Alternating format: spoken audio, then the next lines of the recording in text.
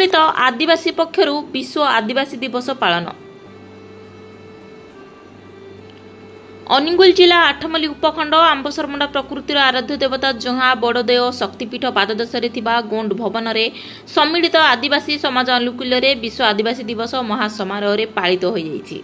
कार्यक्रम प्रारंभ में भारतर संविधान निर्माता विश्वरत्न बाबा साहेब भीमराव आंबेडकर, स्वाधीनता संग्रामी वीर सुरेंद्र साहे, धरती बिरसा मुंडा, राणी दुर्गावती प्रतिमूर्ति और फोटोचित्र उपरे धूप लगाई पुष्पमाल्य अर्पण कर सभा आरंभ होइतिला। एथिरे गोंड किसान मिर्धा माटिया हो सांताल कंध सबर भूइया खैरा सौर समाज प्रतिनिधि माने जोग देइथिले।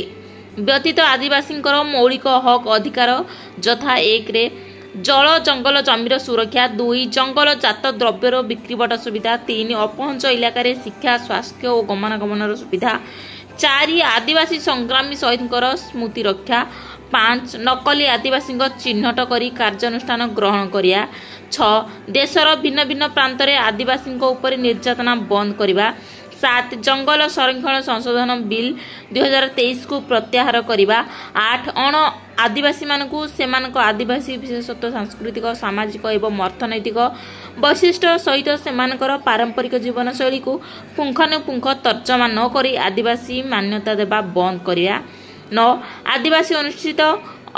आदिवासी अधिष्ठित अंचल रे पेशा आईन 1996 को आईन सम्मत विचार करी कार्यकारी करिया, 10 अगस्ट 9 तारीख विश्व आदिवासी दिवस को सरकारी छुट्टी घोषणा करिबा आदि उपरोक्त लिखित संवेदनशील विषय उपरे सरकारଙ୍କର दृष्टि आकर्षण पई सभारे मत प्रकाश पाइथिला। शेषरे सम्मिलित आदिवासी समाज आठमल्लिक सभापति श्रीजुक्त मागुणी चरण नायक धन्यवाद अर्पण करथिले। आठमल्लिकरू करुणाकर नायक रिपोर्ट, आठमल्लिक समाचार।